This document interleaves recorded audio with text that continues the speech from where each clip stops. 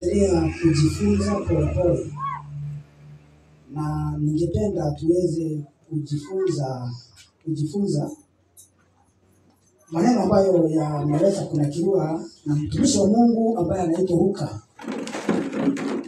Mtumishi wa Mungu ambaye anaitwa Luka aliweza kunakili maneno matakatifu, sababu asubuhi tulisema ya kwamba maneno haya matakatifu ndiyo yamemwezesha Yesu atoke mbinguni sababu ya upendo aje afe msalabani. Na sasa hapa maneno haya bado yananakiliwa na mtumishi wa Mungu ambaye alikuwa anaitwa Luka. Luka alikuwa mtu ambaye alikuwa amesoma sana kuhusu madawa. Alikuwa ni daktari. Na katika kuchunguza kwake ama katika kuangalia maneno kwake, aliangalia maneno na akaweza kuweka mambo ya dini vizuri. Na ningependa tuweze kuangalia katika kitabu cha Luka 18 mstari wa 9. Tutaenda sana sababu tutafika mstari wa 14. Luka ni kitabu cha Luka 18 mstari wake ni wa 9 hadi 14. Luka 18 fungu la 9 hadi la 14. Akawaambia mfano huu watu waliojikinai ya kuwa wao ni wenye haki, wakiwadharau wengine wote. Watu wawili walipanda kwenda hekaluni kusali. Tusiende sana sababu sasa hii ni Bible study.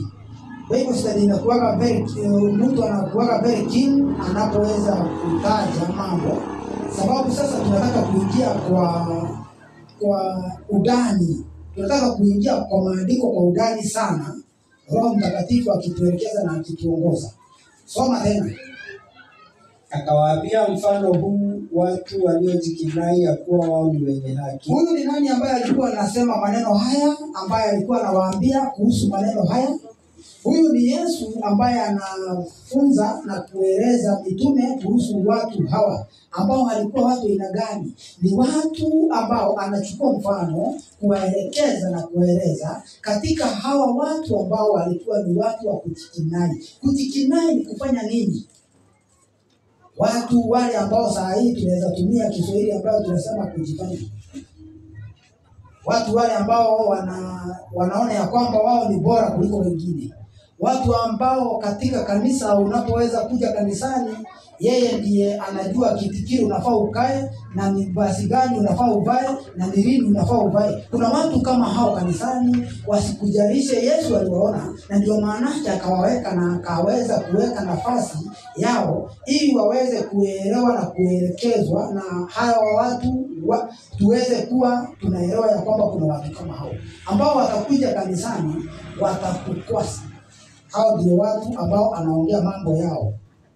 Ushike vizuri sana. Soma.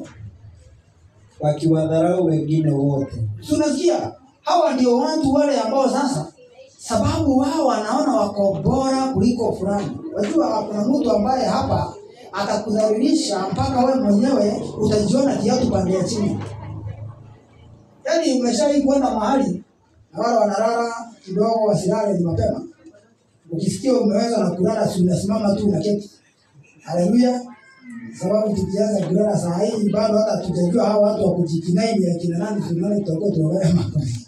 Sasa unasikia kwamba hao watu wanakudhalilisha mpaka unaona ya kwamba wewe ni kiatu pande chini. Unajua kuna wakati ambapo mtu anaweza kukudhalilisha mbele ya watu. Yaani aseme mambo usikie ya kwamba hiyo kanisa hutaikanyanga tena. Yesu aliwaona hao watu. Akaweza kuelewa ya kwamba kuna watu wa aina hiyo. Na tuweze kuomba kabla ya kwenda zaidi ya hapa. Mtakatifu utupendaye tujikabidhi mikononi mwako. Tuomba ukatuelekeze na kutuongoza. Tusitumie mafikira yetu bali tuweze kutumia Roho wako Mtakatifu. Atuelekeze na atuongoze sababu ya neema na rehema zako. Mbingu ikaweza kushuka, ikaweza kunena kwa niaba yangu. Jitolee utukufu sababu ya jina lako. Tafsiri maandiko matakatifu kadri upendavyo na kadri wewe mwenyewe ungependa ikupendeze. Tuombe wako kutosha tuanzapo hadi kumalizia. Kwa Kristo tunaomba na kuamini. Amen. Kwa hivyo hawa ndio watu ambao tunawasoma saa hizi. Tuendelee kama watu wawili walipanda kwenda hekaluni kusali. Akaanza kutoa mfano mzuri sana. Watu wawili wameshikana wakaenda kusali katika hekalu. Mmoja Farisayo. Mmoja ni Farisayo. Wa pili mtoza ushuru. Wa pili ni mtosha ushuru. Huyu wa kwanza alikuwa ni Mfarisayo. Mfarisayo ndiye mtu ambaye alikuwa ni mwenye haki sana machoni pa watu katika muonekano wake. Mfarisayo tunaye kanisani hatuna? Hiyo ni swali ambayo inafaa ujiulize na ujijibu. Unafaa ujiulize na ujijibu ya kwamba kama tuko na Mfarisayo kanisani na kama hatuna utaweza kuelewa. Na jinsi ambavyo tunaenda utaelewa kama tunao ama hatuna. Na tafadhali usingizi kikuweza unasimama. Sababu hii ni lesson ambayo ningependa tushike vizuri sana. Sababu watu hawa wako kanisani na utakosa kusoma halafu wakuje wakukwase na haitakuwa vizuri. Soma. Yule Farisayo akasimama akiomba hivi moyoni mwake. Wamepanda wakiwa wawili ya kwamba mmoja ni mtosha ushuru na mwingine ni Farisayo. Wote wawili wamepanda waende wakafanya nini? Wakasali. Wamesikia katika mioyo yao wanataka kwenda kufanya nini? Kupiga dua. So tuendelee. Mungu. Sasa huyu wa kwanza anaanza kuomba na kushukuru kwa kuwa mimi si kama watu wengine. Yeye ni mimi na wewe pia, jinsi ambavyo tulivyo mchana huu leo, ya kwamba anashukuru Mungu kwa kweli yeye si kama wengine. Kwa kweli yeye si kama wengine, na mimi leo hii si kama wewe Muhindi wala si kama wewe Kamau. So mimi naomba Mungu nikiwa najua ya kwamba mimi na wewe hatuko the same. Level yangu iko juu sana. Kwa hivyo sasa mimi nakuja kuhubiria Mungu, sikuji kuomba. Wasema wanyang'anyi si kama wengine. Sasa akasikia ya kwamba itoshi, anaanza kupoint finger on others. Wanyang'anyi, wadhalimu, wazinzi, wala kama huyu mtu. Na akasikia ya kwamba itoshi. Katika ombi lake akasikia ni kama Mungu asikii, aelewi ya kwamba mimi si kama hao watu. Kuna mtu kama yule ako hapa leo hii. Shetani ashindwe. Anasema ya kwamba Mungu anapoweza kuhubiria Mungu na anasikia ni kana kwamba Mungu asikii, anamsukuma kumweleza hata mimi si kama huyu. Unajua, uenda ikawa ulikuja ukiwa na ombi la moyoni, na kuna mtu ambaye anakujaga kanisani hata ana agenda, ana idea, ana focus. Huyo achana na yeye, mahali anaenda wewe ujui wapi.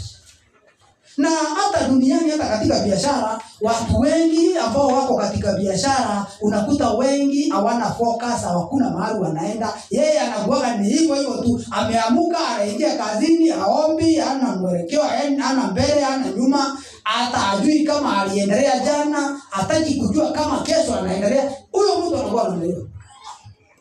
Unajua kuna watu ambao hawana idea, hawana agenda. Lakini sasa huyu mjamaa alikuwa na agenda. Na agenda yake ilikuwa gani? Tusoma. Mimi nafunga mara 2 kwa juma. Yule Farisayo akasimama akiomba hivi moyoni mwake. Akaomba, Mungu, na kushukuru kwa kuwa mimi si kama watu wengine, wanyang'anyi, wadhalimu, wazinzi, wala kama huyu mtoza ushuru. Yaani mpaka anafika kusema ya kwamba katika hayo yote nimekuambia mane, hata huyu mwenye yako hapa mtoza ushuru, mimi na yeye si kama huyo. Yes. Mimi nafunga mara 2. Ni kwa nini yeye si kama hawa wengine? Anafunga mara 2. Mimi nafunga mara 2 kwa juma. Anafunga kwa juma mara 2. Kutoa zaka katika mapato. Anatoa zaka katika mapato yake yote. Lakini yule mtoza ushuru alisimama bali. Unajua kuna mambo mengine unaweza fanya mpaka yaweze kufanya wengine waweze kusimama mbali na kuona kana kwamba wao na Mungu ni vitu viwili tofauti. Shetani ashindwe. Kwa hivyo akasema ya kwamba sasa anapoweza kuomba, anaomba ya kwamba anashukuru Mungu, yeye si kama wengine nini, na anapomalizia anasema ya kwamba si kama, anakuja sasa anamtoanisha, anasema ya kwamba hata anatoa, anafanya kila kitu, yani yeye ni mwaminifu katika hizo vitu zote. Soma. Lakini yule mtoza ushuru alisimama mbali, wala hakudhubutu hata kuinua macho yake mbinguni, bali alijipiga kifua akisema, Mungu, uniwie radhi mimi mwenye dhambi. Kwa hivyo huyu Farisayo alimfanya mtoza ushuru aweze kuelewa ya kwamba yeye na Mungu ni kama hawatokani. By the way, kuna mtu mwingine anaweza kuja katika imani ama akuja katika dini ama akuja katika maisha yako afanye wewe hata upende Mungu kuliko vile ambavyo ulikuwa unapenda Mungu. Haleluya. Unajua uende ikawa umekoswa na mtu katika kanisa. Lakini ujue ya kwamba katika vikwazo hivi vingi mara nyingi Mungu upenda vitu vitendeke jinsi ambavyo vinatendeka, ili wewe uache kuangalia mtu, uondoe mambo ya mtu na Mungu na mtu, uangalie mbinguni, uangalie Kristo. Amen. Kwa hivyo yeye anasema ya kwamba Mungu alijipiga kifua sababu alisikia ya kwamba yake yote ameweza kusemekana, na akasikia ya kwamba yenyewe huyu amemtoanisha. Unajua kuna wakati ambapo unaweza toanishwa mpaka wewe mwenyewe ukose mwelekeo. Yaani unasikia ni kama kwamba umeishiwa na nguvu. Yeye mtu unacheka kama umeshawahi kutoanishwa ukasikia umeishiwa na nguvu. Yaani mtu anakuja mbele ya watu bwana, anatoanisha, anasema vitu zako nyingi mpaka wewe mwenyewe unasikia hapo hata huwezi endelea zaidi hapo. Yaani unasikia hapo imefika hapo. Na ni kama mnatupea chakula kingi, watu wanalala sana. Nitakuwa ninakuja na ratili ya kupika chakula kutoka next month. Amen. Kwa hivyo nataka kueleza namna hii. Unajua wale wanalala ndio wanafanyaga mtumishi anaanza kusema amen. Ukisikia mtumishi anasema amen, kuna vitu anaona ambavyo haviendi vizuri. Haleluya. Hapo unasikia hiyo, unasikia ni kama kuna vitu ambavyo haviendi vizuri. Wewe angalia yule mko karibu na yeye ujue kama analala. Na unakaa unamwangalia kama analala. Ama mzee ama yeye ni kama yule. So, tunaona ya kwamba akasema ya kwamba uniwie radhi mimi mwenye dhambi. Yaani yeye ametoanishwa mpaka hapo amekuja kutubu sababu ya dhambi zake. Lakini sasa kulingana na vile ametoanishwa, ameamua sasa yeye ni mdhambi. Ndivyo anasema hivi. Mstari nawaambia, huyo alishuka kwenda nyumbani kwake amehesabiwa haki kuliko yule, kwa kuwa maana kila ajitwezaye atadhihiriwa, naye ajidhihirie atakwezwa. Inasema ya kwamba yeye alienda nyumbani akiwa amebarikiwa sana. Akaenda nyumbani akiwa amebarikiwa sana. Lakini mtoza ushuru alienda tu akiwa amesema. Kwa hivyo wawili walipoweza kutoka wakaenda kusali, mmoja alienda nyumbani na mibaraka. Farisayo alienda nyumbani akiwa amefanya nini? Amerahaniwa. Mtoza ushuru akaenda nyumbani akiwa amepata mibaraka. Kuna watu ambao wamejiamini ya kwamba ni wenye haki mbele za wengine. Wanapotenda na kutekeleza mambo na wanapoweza kufanya lolote lile ambalo wanafanya kana kwamba wao ndio wenye haki yote. Kwa hivyo Yesu akawafahamu na akaweza kutoa mfano huu wa watu wawili ambao walienda kusali, na wote walikuwa wameenda kumuomba Mungu na kumrudishia shukrani sababu ya mahitaji yao. Kuna mmoja ambaye alienda kumrudishia Mungu mahitaji yake, Na kuna mwingine ambaye alienda hakuwa na jambo lolote ambalo alienda kumuomba Mungu, bali aliweza kupeleka lawama za watu wengine na self-centered interest zake ambazo alikuwa nazo nyingi. Na katika mambo yale aliweza kuona wengine ya kwamba hawastahili ama hawafai kuja mbele zake Mungu ili wakaweza kumuomba. Kwa hivyo aliweza kujiona kana kwamba yeye ndiye ambaye akona kibali cha kupeleka maombi yake mbele za Mungu.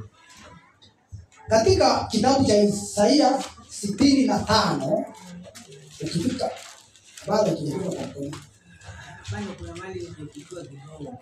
okay. Ndio namba 14 nilikuwa nataka kusema nyote mko mnasikiza. 65:15 hapo nimetoka kwa sasa na tunakuja hapo kwa hiyo. 65:5.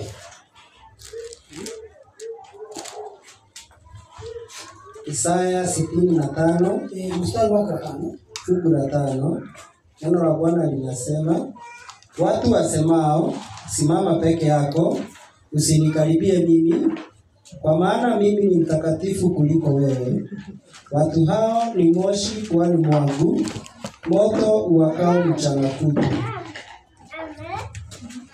Wajua maandiko haya nilikuwa nataka ndugu yangu asomewe ili tusikie kama atakubali kusoma yake.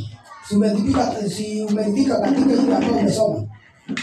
65 mstari wa 5, soma tena.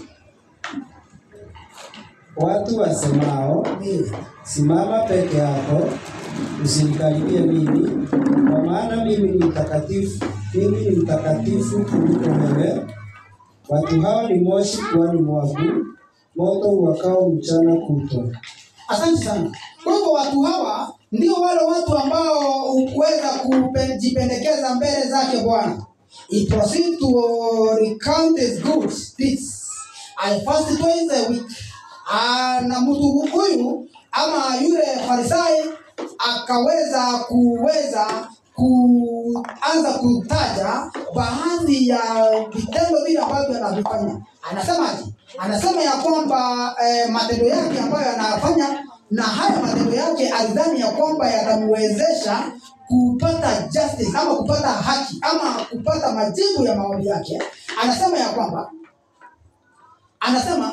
he recounted good deeds, ya kwamba mambo yale mazuri ambayo yeye huweza kutenda ama kutekeleza aliweza kuyaleta mbele zake Mungu, akaweza kuleta kana kwamba ni vitu ambavyo anafaa ahesabiwe kana kwamba ni vitu vizuri sana. Anasema na anavyozidi kutaja, anataja mtu mpaka na tabia yake. Anasema ya kwamba huyu mtoza ushuru ni mtu ambaye afai, ni mnyang'anyi, anafanya mambo haya, anamtaja na jina yake. Lakini he judged his character not by the olive character of God, ya kwamba katika tabia zile ambazo aliweza kumjudge, alimjudge katika tabia zile ambazo alifikiria hizo ndizo tabia, but by the characters of the other men, ya kwamba hakumjaji ama hukumu aliyoweza kumtolea hukumu ya kiungu, bali alimtolea hukumu ya kimtu. Kwa sometimes katika kuhukumu ambapo tunahukumu, unapata ya kwamba mtu anakuhukumu pasipo haki ama anakuhukumu kile ambacho wewe haujatenda wala kufanya. Na hapo ndio maandiko yanasema ya kwamba usimwekelee mtu mwingine. Na akasema ya kwamba kipimo kile ambacho unapima nacho, wewe pia utapimwa katika kipimo hicho hicho.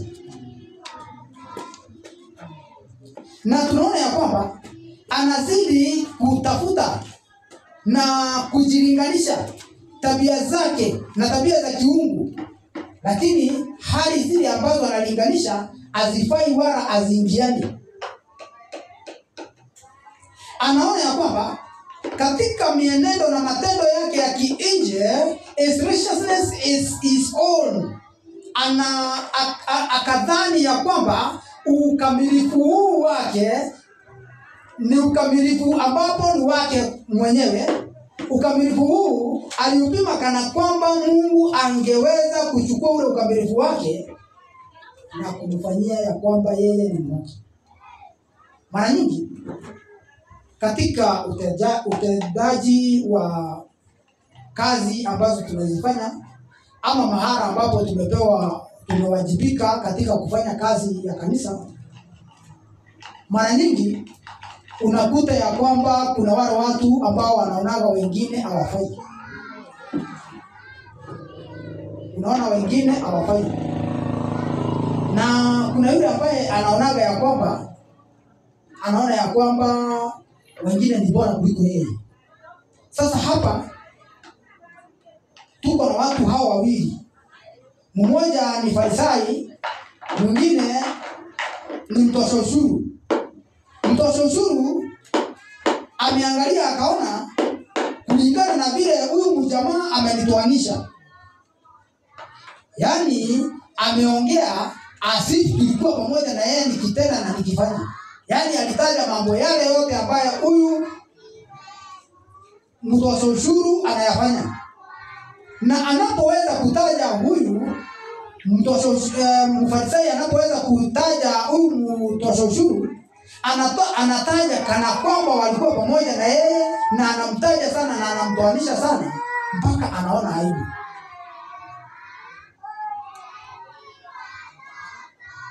Starting afar low, he will not lift up so much as his eyes unto heaven. Ya kwamba anapoweza kuwa amekaa kando na mbali kidogo, yani akasikia ya kwamba amefinyirika sana, akasikia ya kwamba hata hali ya kuinua macho yaweza kuangalia mbinguni ni ngumu sana kwake. Wajua kuna wakati ambapo hata unasikiaga ya kwamba hata maombi ni shida. Unaenda kuomba unasikia ni kama unataka kuomba, roho inataka, lakini mwili udhaifu. Na hata Yesu mwenyewe alisema ya kwamba roho inataka sana, lakini mwili uko nini? Uko dhaifu. Hauwezi kabisa. Hauwezi. Unasikia umefinywa, yani unasikia uko chini. Unahitaji kuinuliwa ili at least uweze kupata nafasi na uweze kupata mtu ambaye angeweza kukuinua.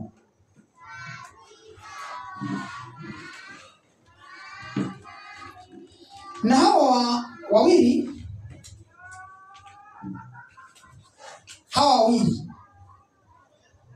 Farisai na huyu mwingine ambaye anaitwa mtoza ushuru wanalinganishwa na watoto wawili wa Adamu. Wanalinganishwa na Kain na Abel. Kwa hivyo kuna mmoja ambaye alikuja mbele zake Bwana akiwa anaomba mibaraka, na akakuja ameleta na amebeba ili aweze kupata mibaraka kwake Mungu. Lakini mwingine ni sababu alikuwa anashuku ama anaona ya kwamba wazazi wao hawakutendewa haki, aliweza kuja kwake Bwana ama alikuja kwa Mungu akiwa anataka kulipisha. Kwa hivyo alikuja kwa Mungu anataka kutishia Mungu. Kwa hivyo Kaini anapokuja kwa Mungu anataka kutishia Mungu. Kuliko alete damu, kitu ambacho kiko na damu, kitu ambacho kingekuwa kafara, sababu damu ndio ilikuwa inafanywa katika kafara yote. Anakuja na avocado, anakuja na tikitiki maji, anakuja na paupau, anakuja na mahindi. Anaambia Mungu katika hizi itabidi wewe Mungu utoe damu katika hizo. Kwa hivyo anakuja kudhihaki Mungu. Shetani ashindwe. Lakini huyu kijana mwingine ambaye ni Abel akawa mtiifu katika utiifu na kusikia na kufuata yote yale ambayo aliweza kufunzwa. Na anapokuja kwake Bwana, anakuja na ile moyo, na ule moyo wa kunyenyekea. Anakuja na moyo ambao ni moyo wa kujitoa, ambao ni moyo kama wa ule ambao ni wa meekness ambayo inaonekana ndani ya Kristo. Anakuja na mwana kondoo kama jinsi ambavyo alifunzwa na wazazi wake, na akapenda, na akakuja na mwana kondoo ambaye alikuwa analinganishwa na mwana kondoo wa Mungu. Ndio maana yake Yohana anapoweza kumuona akija pale katika jangwa, anapozidi kubatiza, anasema, tazameni mwana wa Mungu, mwana kondoo wa Mungu azichukuae dhambi za ulimwengu. Amen. Na ndio maana yake huyu Abel anachukua mwana kondoo, anaweza kumchukua mwana kondoo ambaye alikuwa na point mwana kondoo wa Mungu, na anaweza kumtoa kafara, na kafara mara moja inakubalika. Na kafara hii inapokubalika, moshi inapanda kama manukato safi mpaka katika kiti cha Bwana. Amen. Kwa hivyo manukato ya mtosha ushuru yaliweza kukubalika sababu alikuja na kafara, alikuja kutoa moyo, alipatiana moyo wake ambao ulikuwa umebondeka, akatoa, akaupea Mungu, akamwambia kwamba mimi hivyo amesema ni hivyo. Kwa hivyo he came as a sinner, confessing himself lost. His only hope was the unmerited love of God. Ya kwamba alikuja yeye kama mdhambi. Yaani katika kutoa kafara yake, alikuja sasa akiwa amenyenyekea. Akakuja ako mdhambi kabisa. Akahitaji sasa Yesu aweze kuingilia, na Yesu aweze kumvika haki yake. Na anapoweza kuguza ama kupewa ile upendo wa Mungu, Mungu anamhesabia haki sababu ya offering yake. Na respect ambayo alikuwa naye mbele zake Mungu akaona ya kwamba kafara hii lazima ingeweza kukubalika. Amen. Kwa hivyo kijana huyu ambaye anaitwa Abeli alipoweza kuelewa na kufahamu ya kwamba afai kutoa kafara kama mananazi, tikiti maji, avocado, mahindi, maharagwe na hizi zingine, akaweza kumtoa mwana kondoo. Katika maisha yake akaenda akachukua mwana kondoo mmoja, akakuja naye, akaweza kumtoa, akatoa kafara, ikakubalika. Kwa hivyo huyu mtu akapata thawabu yake. Katika kitabu cha Mathayo 5 mstari wa 3 inasema,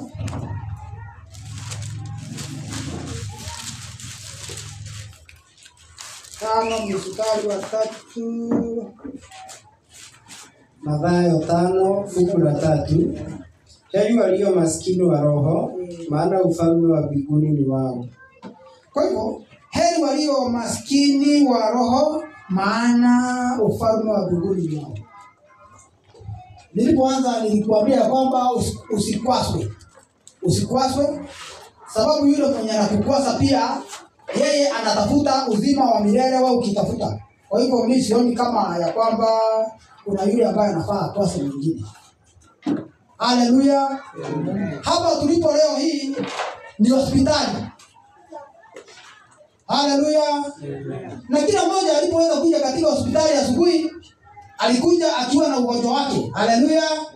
Kuna mmoja alikuja na kifafa yake asubuhi akikuja, na kuna mwingine alikuja na kwasiakoa yake, na kuna mwingine alikuja na malaria yake, na kuna mwingine mkono imevunjika, kuna mwingine mguu imevunjika, na kuna mwingine mpaka shingo imefanya nini, imevunjika. Cha muhimu na kile ambacho unafaa uangalie sana ni uelewe ya kwamba katika hii hospitali ambapo tuko leo hii, ambayo ni kanisa la Mungu, watu watakukwasa. Hiyo sikwambii wala sisemi ni nani atakwasa nani, lakini nakueleza ya kwamba kukwaswa utakwaswa. Ni sababu gani utakwaswa? Na hapa ndipo pazuri kuliko hospitali.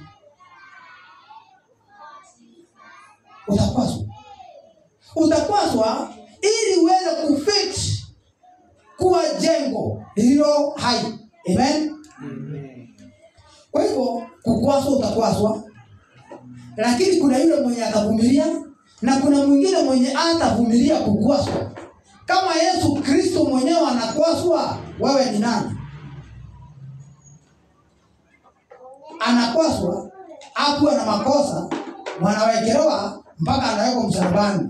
Hakuwa kutenda dhambi, anawekwa mpaka msalabani. Kwa hivyo cha muhimu katika maisha haya ni kila wakati unapoweza kuona ya kwamba utakwaswa na mtu ama mtu amekukwasa,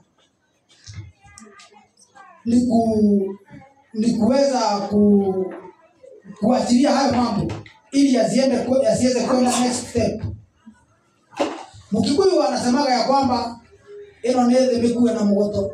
Anasema ya kwamba kuna hizi vitu zinaitwa mgoto. Sijui kwa Kiswahili inaitwa nini? Hii inabeba hii ya mandizi. Inaitwa nini na Kiswahili? Hakuna mtu anajua na Kiswahili hizi vitu zinaitwa nini? Mimi niko na nia ya kupatia huyo mtu anajua kwa Kiswahili inaitwa mgomba. Wewe si mgomba, haiwezi kuwa mgomba. Mgomba haiwezi kuwa mgomba. Uliza. Mimi nauliza zile wajua zamani watu walikuwa wanatengeza kamba na zile za ndizi. Zile zimekauka. Zinaitwa nini na Kiswahili? Hiyo ndio napeania 100. Hapana, hiyo ndio napeania 100. Kwa hivyo haikuwa na Kiswahili. Mimi niko na imani ya kwamba na niko na amani ya kwamba kuna jina ya Kiswahili. Ni bila kujui. Kwa hivyo nikiwapea mpaka 500 hamwezi kujua. Nisema ni Kiswahili. Hapana, nataka ni Kiswahili. Kwa hivyo Kikuyu anasema hivi. Kikuyu anasema hivi.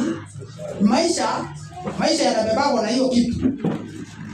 Hii wakati ambapo inakuwa ngumu ama inakuwa nzito, inajikata yenyewe. Unajua huwezi kustahimili uzito ambao utakuwa katika kubeba. Inajikata yenyewe. Katika dini hii, ukitaka vizuri, ukitaka uone ya kwamba umefika mahali ambapo unataka kufika katika dini, jambo la kwanza ni usikubali kubeba watu. Jambo la pili ni uelewe ya kwamba yule ambaye mko naye ni mtu na ako na damu ya mtu. Ako na damu ya Adamu na ako na damu ya Eve.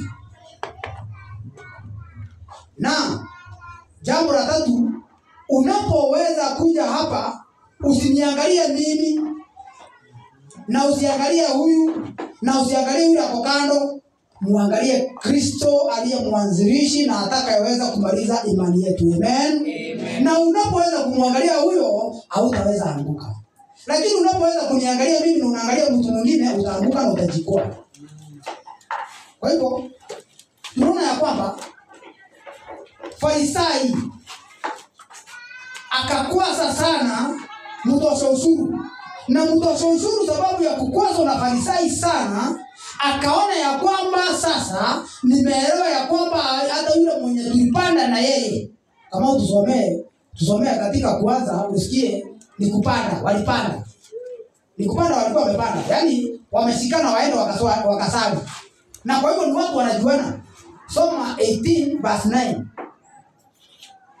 Luka 18 verse 9. Hiyo ndio nataka usomee. Ili ujue unaweza kwaswa na yule umekuja naye. Watu wawili walipanda kwenda hekaluni kusali. Asante sana mwelekezi wangu. Watu wawili walipanda kwenda hekaluni kusali. Kwa hivyo walikuwa wametoka mahali wakapanda. Kwa hivyo mnaweza kuja naye na kufanya nini? Na kukwasa. Jua ya kwamba hata kama atakukwasa, angalia Yesu. Usiangalie huyu. Sababu unapomwangalia, mimi niko na udhaifu wangu. Kama wako na udhaifu wake. Wangesha kwa udhaifu wake. Na mwana kwa udhaifu wake. Na hata ndugu yangu ambaye anaitwa Dhuku ako na udhaifu wake. lakini Yesu ana udhaifu wowote. Amen. Na tunapoweza kumwangalia atakayeweza kumaliza imani hii yetu, hakika sisi tutakuwa sawa sawa. Kwa hivyo huyu akawa na confidence sababu aliamini yeye katika mambo yote. Na confidence hii ambayo alikuwa nayo inalinganishwa na confidence ambayo tunaipata na mtu mmoja ambaye alikuwa anaitwa Peter. Alikuwa na confidence, alikuwa na overconfidence ya kwamba wako na Yesu na wamekuwa na yeye katika miaka 3.5. Na sasa leo hii Yesu anapokula meza anamwambia na mmoja wenu atanisaliti. Na anasema ya kwamba huyo mwingine naye atafanya nini? Atafanya nini? Kabla jogoo hajawika mara ngapi? Atakuwa ameonekana mara ngapi? Na akawa na confidence na akamwambia ya kwamba siwezi kukukana. Padri, Madio.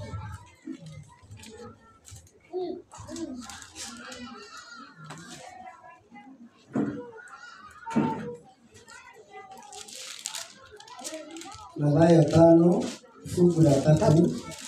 Heri walio maskini wa roho, maana ufalme wa mbinguni ni wao. Asante sana. Maskini wa roho, maana ufalme wa mbinguni ni wao. For each of the classes represented by the Pharisees and the Republicans, there is a lesson in history of Apostles Peter. Ya kwamba katika lesson ambayo inaweza kuwa represented pale na wale watu wawili ambao ni mtosha ushuru na Farisai, Petro pia ako na lesson yake pale. Discipleship, Peter thought himself strong. Ya kwamba katika mwanzo alijiona ya kwamba Petro alikuwa mtu mwenye supavu, mwenye nguvu. The Pharisees in his own estimation he was. Na katika jinsi ambavyo Farisai alivyoweza kuwa, kama jinsi Mfarisai alivyoweza kuwa, Petro aliweza kujiona vivyo hivyo. Petro aliweza kujiona yeye ako ngangari, ako sawa. Anapoweza kusikia, anasikia ako sawa. Akafikiria ya kwamba hata yeye mbele za watu wengine na mbele ya mitume wengine ako sawa. Na ndio maana yake alipoweza kuitwa na Yesu akamwambia, na kama ni wewe niite nije. Na kabla ya Yesu kusema njoo, alikuwa katika maji, alikuwa mwanadamu na anaanza kutembea. Na anapotembea hatua mbili, anaangalia nyuma, anaambia mitume wengine, na nyinyi mnaishi dunia gani hamjaitembelea kwa maji? Na anapowaambia hivyo, anakunywa maji. Sababu alisahau ni nani alimuita, akajiona yeye. Na hiki kibelebele bado ndicho hiki anamalizana nazo hapa mbele yake. Yaani wila Gemeru onida era weta ina hapo tu hapo tayari hapo tena wewe. Anapoangalia nyuma, anaangalia mbele, anakutana na nini nakuja hivi. Anaambia Yesu. Ananyosha mkono, anamwambia nisikilie, ninaangamia. Uende ikawa hata unaangamia leo hii. Sometimes katika maisha haya unakuta ya kwamba tunakosa mwelekeo katika maisha. Unaangamia, yani unapoangalia maisha yako na unapoangalia shughuli zako za kila siku, unaona zinafika mwisho. Umefika mahali ambapo unaangalia nyuma, unaangalia mbele, unaona hakuna mwelekeo. Yaani unaangalia mwanzo, unaangalia mwisho. Yaani ndani ya mfuko yako unaangalia, unaona wewe uko na 90 hapo. Na wewe ni mwanadamu. Yaani uko na 90 hapo, na wewe ni mwanadamu. Na saa hii leo hii ni Saturday jioni. Kwa hivyo katikati ya kesho hakuna mahali ambapo utafanya nini na uko na familia. Na uko na 90 hapo. Yaani kesho asubuhi, leo jioni kutakuwa na sapa, kesho asubuhi kuko na breakfast, lunch kutakuwa naye, na kutakuwa na chakula ya jioni, na hakuna mahali pengine utaenda kazini. Wewe ikawa umefika mahali kama hapo. Na unapofika Sunday, unaamukia Monday, kutakuwa na breakfast. Ili watoto waende shule ama ili ujipange uende shule. Mtu kama huyu ndiye Yesu anakuja kwake kumwambia wakati nguvu zako zimefika mwisho, hapo ndipo nguvu zangu zinaanza. Amen. Petro akaelewa ya kwamba hakika kama ni yeye ameangamia. Haleluya.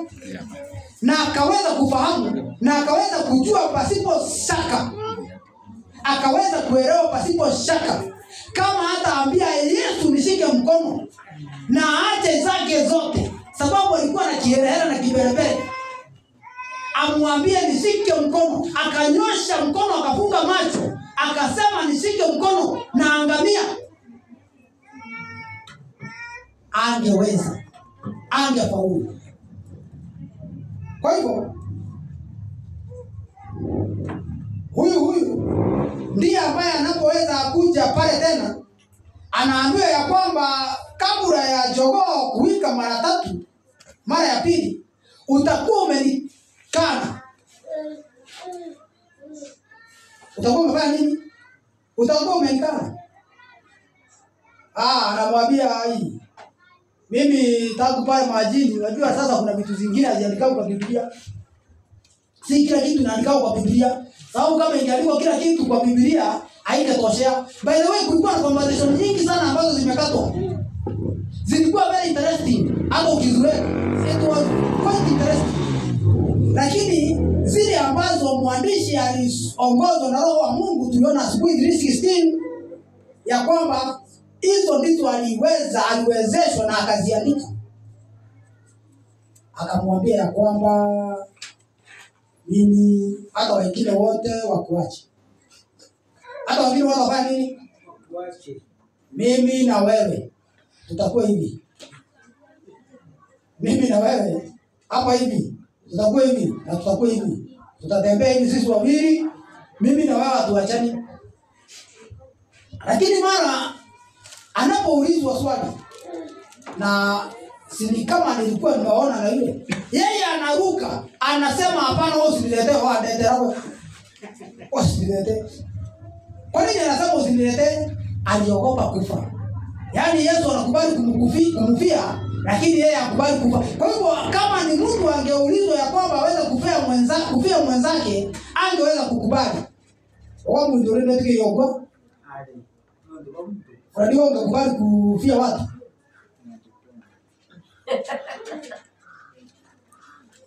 Yeye anasema ina depend, lakini kuna mambo hata si uongo huyo. Hakuna mtu amponyewe hata nani, hata saa hii, hata mwini na Benyamezeeka saa hii mwambie kufiro mke wake hawezi kubali, akufe aje sasa. Haleluya. Komende kwa hata yao. Haleluya. Hakuna mtu anayekufia mwingine. Kwa hivyo tunaona ya kwamba Petro akafanya ile kitu. Na alipoifanya ile kitu, kile kitu kimsaidia kwa ile kitu alifanya. Alisaidiwa tu na kulia kwingi na kujuta, sababu majuto ni mjukuu. Akajuta na akasikia ya kwamba amefinywa na akasikia uchungu mwingi sana. Akaona kwa kweli alijiamini kama vile ambavyo mimi na wewe tumejiamini. Na alipoweza kujiamini sana na kuona ameweza kujiamini sana, akaona ya kwamba ameweza kukana Mwokozi wake. Na mwisho wa yote, Yesu anapofufuka anawakumbusha ya kwamba wakuja na yeye. Sababu mpaka mitume wenyewe hawakuamini ya kwamba huyu Petro angeweza kufanya kile kitendo.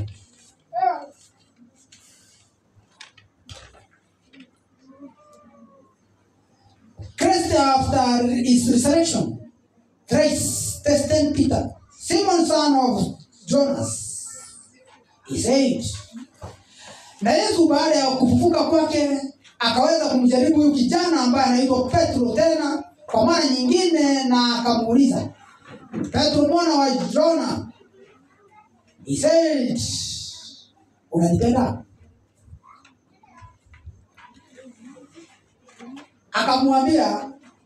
Akamuuliza, na unanipenda kuliko hao wengine? Peter did not. now exhaust himself above his brethren. Soma katika kitabu cha Yohana 20:21.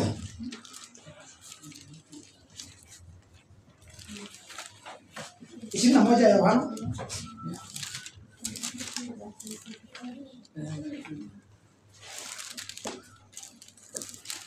21 ya Yohana. Tukifika hapo niambie kupea fungu 15. Yohana 21:15. Basi walipokwisha kula, Yesu akamwambia Simon Petro, "Je, Simoni wa Yohana, wewe unanipenda kuliko hawa?" Akamwambia, "Naam, Bwana, wewe wajua kuwa nakupenda." 16. Akamwambia tena mara ya pili, "Simoni wa Yohana, wanipenda?" Akamwambia, "Ndio, Bwana, wewe wajua kuwa nakupenda." Akamwambia, "Chunga kondoo zangu." Amen.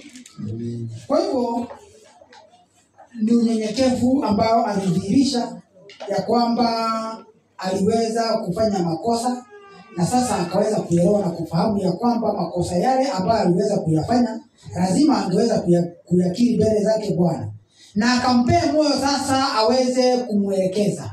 Akakuwa mnyenyekevu wa moyo. Alipoweza kukubali kuwa mnyenyekevu wa moyo, Yesu akaweza kupata nafasi katika maisha yake na katika moyo wake, na Yesu akaweza kupata control katika maisha yake, na alipoweza kupata control katika maisha yake,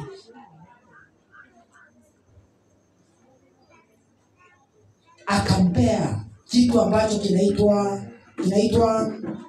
Christ gave to Peter the strongest proof of confidence in his restoration, ya kwamba akampea kitu ambacho ni cha nguvu, ya kwamba ameweza kuuisha tena. Na alipoweza kumpea hiyo confidence na akaweza kumpea ya kwamba assurance ya kwamba ako sawa, akaweza kuwa boosted katika maisha yake.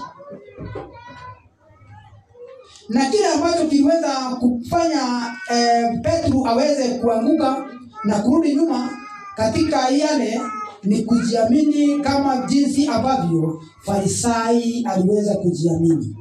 Na tunasikia kwamba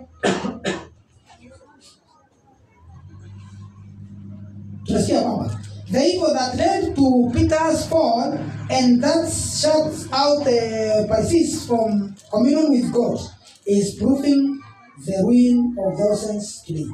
Ya kwamba hicho ndicho kitu ambacho kinafanya watu warudi nyuma mchana wa leo ama siku ya leo. Confidence na kujiamini, kujinua. Hiyo tutabia tu kutaka kujua ya kwamba mimi ndiye. Oni hilo toa. Kimeli nasema hivyo. Yaani wewe ndiye kusema, hakuna mwingine anaweza sema. Hiyo ndio overconfidence ambayo ilifanya Farisii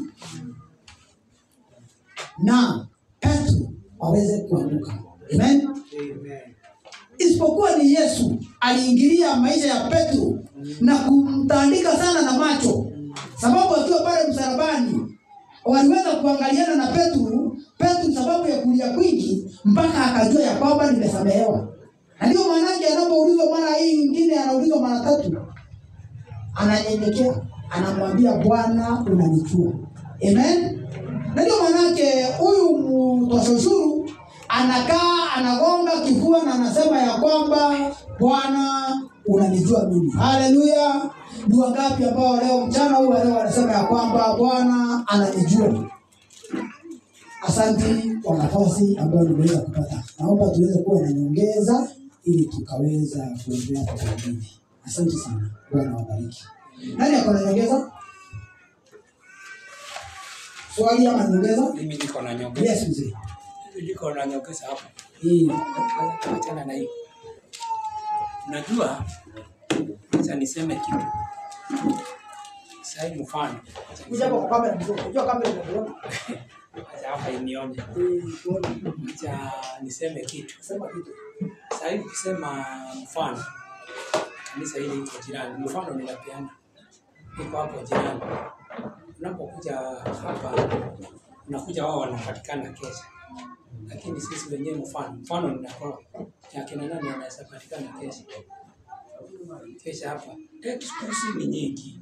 Bila watu mfano ninatoa. Bila watu usiku kuna kuaga na mikono na nini. Lakini hatuwezi tukafanya nini? Hiyo kesho ikifika hapo tutapata. Kwa hivyo mara nyingine hata sisi tunajiona kama tulifanya nini? Tulifika. Si inakuwa namna hiyo. Sisi tunaona sisi tuko special ni kama tulifika. The same mtu maombi. Maombi unaweza kuta hata unakutaga wanakuaga na mlima. Hata tuseme hiyo mlima wanaita mlima.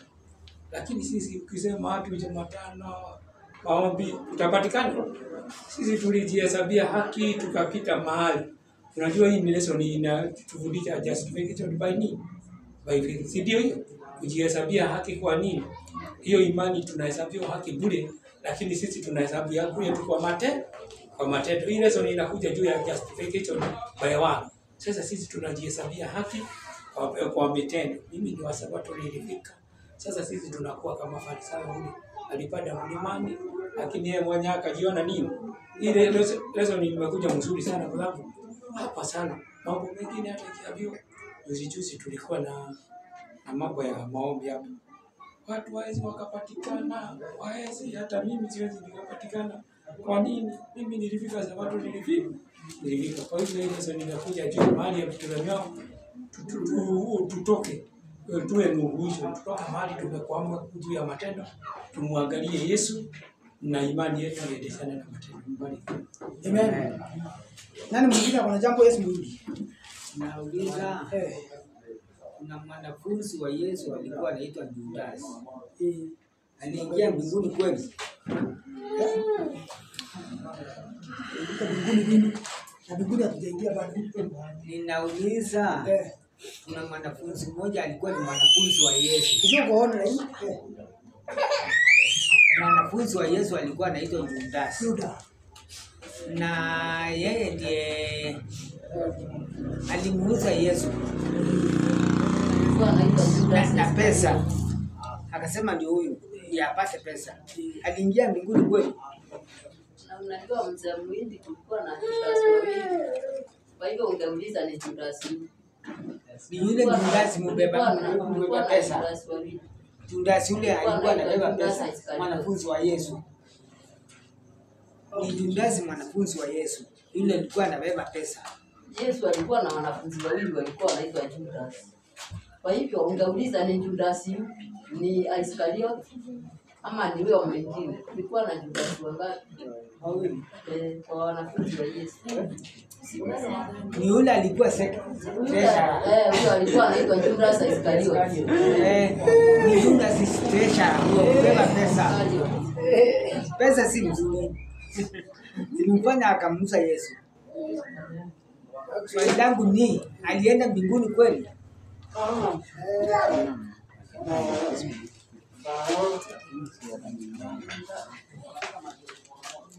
Ni darasa linaulizwa si mimi naulizwa. Na hata hao wengine walikuwa wazuri hawajaenda mbinguni tayari. Sio nilimwambia kwa mapema. Hata hao wengine akina Yohana, akina Petro, hata wao hawajaenda mbinguni bado. Wanasubiri. Hata wao hawajaenda mbinguni.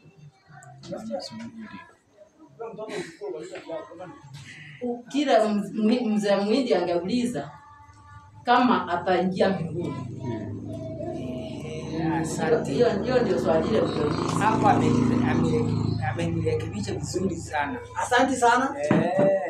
Kama unasomea katika kitabu kama ningependa kusomea katika kitabu hili na tunasikia kwamba bado uamuzi wa kesi yao bado uko na yeye aliamua ya kwamba apotee. Kwa hivyo sasa tunajua ya kwamba Yuda aliamua kupotea, sababu kuliko akaili aliweza, wajua kama Farisayo kama mtosha ushuru anafika anagonga kifua anasema ya kwamba mimi ni mwenye dhambi na sistahili. Anakubali. Yuda hakukubali. Ijapokuwa Yesu ameshikwa, hakukubali na akakubali ya kwamba Yesu afanye nini na akajinyonga, akatoa uhai. Kwa hivyo sioni kama anaenda hawezi enda mahali. Biblia hapo nikiongeza kitabu cha Ufunuo inasema wauaji wenye wakaba na wao wote wataingia mji mtakatifu wa mbinguni. Kwa hivyo na wewe ukijiua hata sasa ukunywe dawa, wewe uko grupu gani? Si wauaje? Kwa hivyo ndio kumaanisha Judas kama alijiua na hapo grupu hiyo, si kumaanisha na sio yeye peke yake, hata waleo wale wanaendelea kinyume hiyo hawataingia mbinguni. 12:10 ya Daniel. Daniel 12:10.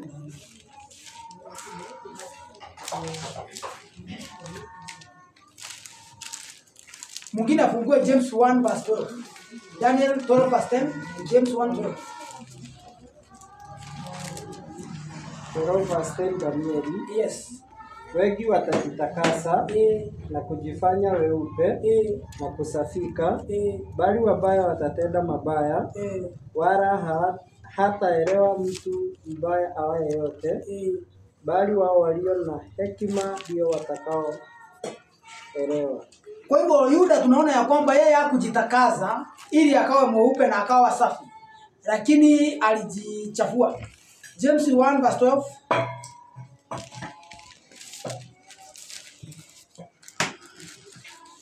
Heri mtu yule astahimilie majaribu, kwa sababu akisha kukubaliwa ataipokea taji ya uzima. Kwa hivyo sasa unapoweza kupata ya kwamba amuondeshani na watu, mara wameongea kukuhusu, wamefanya mambo ambayo hayastahili, wewe vumilia.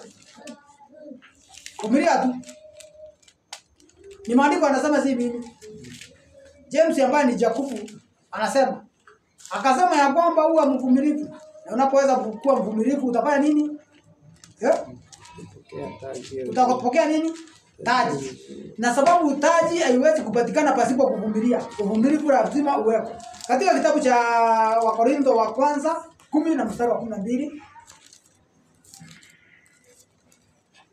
Wakorintho wa kwanza 10:12. 10:12. Kwa hiyo anayejidhania kuwa amesimama na angalia asianguke. Sasa hapa ni warning ambayo tunapewa ya kwamba anayeweza kudhania ya kwamba amesimama, yule ambaye anakuja akiwa hapa mtosha ushuru na mfarisai, ambaye anakuja hapa kama farisai, tukasema ya kwamba wale ambao wanajifanya, hapo ndio tulianza. Huyu mwenye sasa anadhania ya kwamba amesimama. Tulianza na kusema ya kwamba at Satan which trusted in dispensing others. Ya kwamba kama kwa wale ambao wanakuaga wanafanya nini wengine? Wanadhalilisha wengine. Sasa huyu mwenye sasa anafikiria ya kwamba anasimama, ambaye ni mfarisai, aweze kujiangalia sana. Soma tena. Kwa hiyo anayejidhania kuwa amesimama na aangalia asianguke. Wewe mwenye unafikiria sana umeweza kusimama. Nani aliweza kukuambia ya kwamba uliweza kusimama? Na ulijipima na misani gani? Ni misani gani ambayo ulipima naye ukajua ya kwamba wewe mwenye haki? Wewe ulipata haki wapi?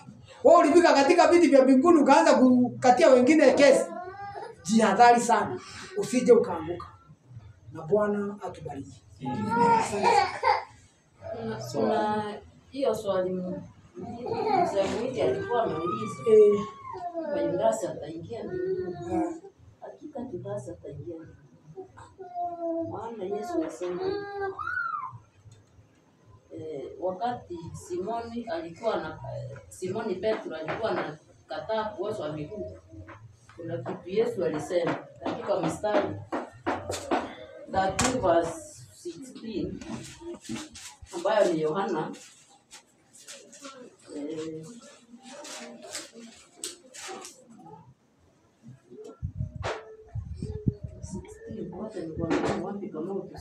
Okay.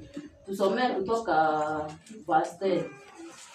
Tunaenda mpaka verse 11. 13, 10, 11. Kuna kitu Yesu alisema hapo. Yesu akamwambia, yeye aliyekwisha kuoga hana haja ila ya kutawadha miguu, bali yu safi mwili wote. Nanyi mmekuwa safi, lakini si nyote. Nasikia venye Yesu amesema, mmekuwa safi lakini si nyote. Endelea. Kwa maana alimjua yeye atakayemsaliti, ndiyo maana alisema si nyote mlio safi. Kwa hivyo alikuwa anajua Yudasi atafanya nini? Atamsaliti. Na kuna verse nyingine inatuonyesha peupe ya kwamba hata ingia mbinguni kwa sababu Matthew 26. Matthew 26. Tukifika 26. Soma verse 24. 26, Mwana wa Adamu aenda zake kama alivyoandikiwa, lakini ole wake mtu yule ambaye alisaliti mwana wa Adamu. Ingekuwa heri kwake mtu yule kama asingalizaliwa. Hebu soma verse 25. Yuda yule mwenye kumsaliti akajibu akasema, ni mimi Rabii. Akamwambia, wewe umesema.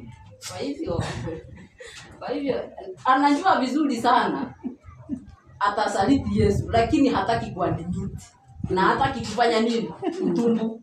Na ndio sababu Yesu anasema, na uende usome kitabu cha Desire of Ages ndio uelewe ya kwamba Yudasi hataingia mbinguni. Alipotea na huyo ndio wakupotea milele. Uende usome hiyo topic ya Judas. Utaona ya kwamba Yesu alikuwa amemuonya mara nyingi. Wakati walikuwa pale katika chumba cha Simoni, lakini sio Simoni Petro. Simoni yule alikuwa wa Bethania. Wakati walikuwa hapo, Yesu alipakwa mafuta. Yudasi, ni nani alikuwa wa kwanza kulalamika? Yudasi. Na alipolalamika, Yesu akamwambia, maskini mko nao siku zote, lakini mwana wa Adamu anafanya nini? Anaondoka. Na wakati huo ukisoma katika hicho kitabu mahali imeandikwa hiyo story, utapata ya kwamba Yesu alikuwa anataka Yudasi ajaribu kujirudia ama ajaribu kufanya nini? Kujihonjisha. Kwa sababu alikuwa pesa zikiwekwa kwa nini, kwa hazina, alikuwa anafanya nini? Anatoa. Biblia iko wazi, alikuwa mwizi. Ikiwekwa kwa hazina anafanya nini? Na Yesu alikuwa amejaribu kumrekebisha, lakini akakataa kurekebishika. Na hata hapo mwisho, hapo anamwambia mmoja wenu atanisaliti. Hapo ndipo Yudasi angejua makosa yake na afanye nini? Yudasi ni kinyume cha Petro, kwa sababu Yesu wakati macho ya Petro na ya Yesu yalikutana akiwa pale kwa kuhani, akiwa anahonjiwa. Petro wakati mchoko aliwika, macho yalikutana. Yalipokutana Petro alifanya nini? Alienda akalia machozi, akafanya nini? Akatubu. Na ndio sababu na hakuelewa ya kwamba amesamehewa. Kwa sababu wakati Yesu alifufuka, alitumana akasema, enda uambie wanafunzi wangu na Petro. Kwa hivyo Petro hakuwa amejiamini kwamba amefanya nini? Amesamehewa. Alikuwa bado enda uambie unasikia alikuwa mwanafunzi wa Yesu ama hakuwa mwanafunzi wa Yesu. Lakini Yesu alisisitiza, enda uambie wanafunzi wangu pamoja na nani? Kwa sababu unafikiria ni yeye peke yake alisikia akikana Yesu. Kuna wengine walikuwa na ushahidi ya kwamba alikana Yesu. Kwa hivyo ni lazima hata angehusishwa hapo, waambiwe enda uite wanafunzi wangu pamoja na nani? Na Petro. Kwa hivyo mzee Mwindi, usiwe na shaka. Mtu kama Judas, mtu kama Pilato alikuwa na chance ya kufanya nini? Ya kutubu. Lakini alijisukumia akajaribu hata kuonywa na mke wake, tafadhali wachana na huyu mtu. Kwa sababu hana mako. Lakini watu kama Pilato, huyo hata usiwahi kuuliza. Mtu kama Pilato, mtu kama Judas, hao ni wakupotea. Ni wakupotea. Asante. Yuda ako katika historia ili aweze kuleta katika kanisa watu waweze kuelewa ya kwamba kuna watu ambao wataishi kanisani wamejinyima raha za dunia na bado hawajabadilika, na mwisho wa mambo yote watakuwa kama Yuda. Shetani asidwe, watakuwa ni wakupotea, sababu hawakuwa kanisani, hawakuwa nje, walikatalia katikati. Hawakuwa nje, hawakuwa ndani, hawakuingia, hawakutoka, walikaa hapo, na hao ni wakupotea. Amen. So ni wakati wetu sisi wenyewe tujiangalie, sababu kila mmoja hapa ni mdhambi. Nilisema ya kwamba tukianza ya kwamba wale watu ambao wako kanisani kila mtu anaona mwingine ni mdhambi kumuliko, lakini unasahau ya kwamba wewe ndiye mdhambi kuliko mimi. Na tunapoenda kule katika hospitali unakuta ya kwamba hakuna yule ambaye anakuwa mgonjwa kuliko mwingine. Hawezi kuta yule ambaye amevunjika mkono akichekelea yule mwenye amevunjika mguu akimwambia na umevunjika sana. Lakini hapa kwetu unakuta mtu mimi ni mgonjwa kuliko. Tujiangalie. Tuko na nafasi ya kufanya nini? Ya kutubu. Tusipotubu tutakuwa kama yule. Kuna kitu mzee nimesahau. Yes. Wakati Judas aliuza Yesu, alipoenda zile pesa zikakataliwa, alizirusha akaenda akafanya nini? Alienda akajinyonga. Judas alikataliwa na kila kitu, kwa sababu hata ule mtu alienda akajinyonga juu yake, nikatika akaanguka, akavunjika tumbo, matumbo akapasuka tumbo, matumbo yakatoka. Sasa wakati Yesu alikuwa anaenda kusulubiwa, walipata Judas tayari amefanya nini? Kama Judas kama Yesu angekufa mbele ya Judas, ungekuwa na hope. Lakini hakuna hope kwa Judas kwa sababu alikufa mbele ya Yesu. Ungekuwa na hope. Lakini sasa tumalizie hapo na baadaye. Kuna mwingine ambaye kuna jambo ambalo nasikia asiposema atapasuka. Lakini hii story ya Judas ndio hata mimi kidogo. Hii story ya Judas naona ni kama ilikuwa prepared since the beginning, kwa sababu hiyo desire of ages ukisoma Desire of Ages ukisoma inasemanga ya kwamba since eternity Christ and God and Christ walijua waliona dhambi ikiingia, na waliona kuanguka kwa mtu na sijui kupotea kwa shetani. So since those days ndio Mungu alitengeneza njia ya dhambi kupotea. So Judas mimi naonanga Judas bado walikuwa katika hiyo laini, kwa sababu Mungu alitengeneza njia ya vile atatupa dhambi. Na njia kutupa dhambi si ni shetani bado. Msema nikuuliza swali. Wewe ni dereva wa gari. Wacha niulize huyu mtu wangu ni dereva wa gari. Ni mwenye gari anajuaga gari itaanguka ikatui. Ni mwenye gari ni dereva wa gari. Ni mwenye gari anajuaga gari ya kutoka CMC itaanguka anakata insurance. Hiyo swali unaniuliza na hiyo mambo naongea hapa sioni kama zinaenda sana. Unajua ni kwa nini? Unajua sasa ukiniuliza mwenye gari, wewe ni mwenye gari. Wewe mwenye gari hapo nyumbani. Sasa tukue ni mwenye gari. Wewe ndio mwenye kuendesha. Wewe ni mwenye gari. Hebu ngoja mtaduku tupelekane hapo. Unajua ukinirudia hivyo sasa hatuta nini? Ndio nasema tuseme